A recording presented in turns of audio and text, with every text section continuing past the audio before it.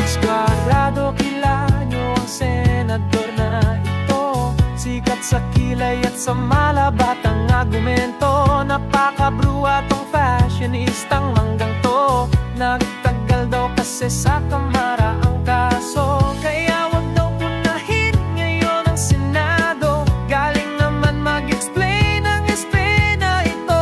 Pag may maling ginawa ang kapitbahay mo, gagawa ka din ng mali, tatablahin mo. Sikat na sikat si Senador Kilay ay hindi dahil sa talinggang taglay. Ang lalki ang galit sa kanya at taong bayan, kasi ang Constitution kanyang nilapastangan. Mensahe ko sa'yo, Senador Kilay, umayos ka. Mamamayan ang boss mo at ubos na ang pasensya.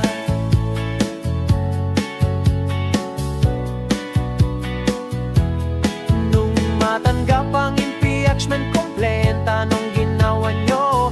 Taga-June agad at nagbakasyon forthwith ang Senado. Inischedule ni SP ang pagbasa ng complaint sa June 2. Nung June 2, inusog na ng gago.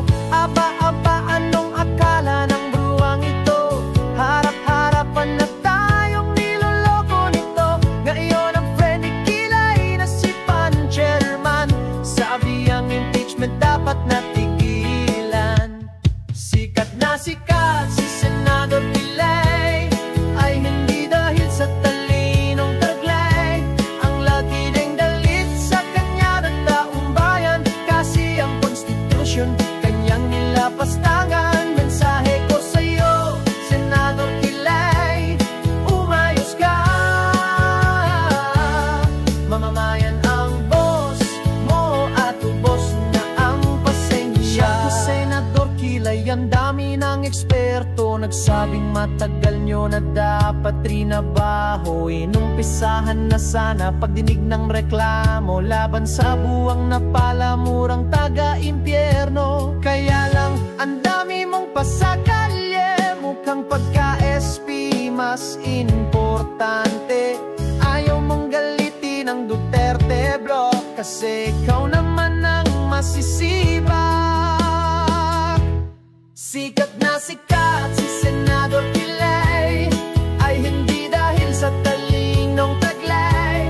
Ang laking galit sa kanya na taong bayan, kasi ang Constitution kanyang nilapastangan. Mensahe ko sa'yo, Senador Kilay, umayos ka. Mamamayan ang boss mo at ubos na ang pasensya.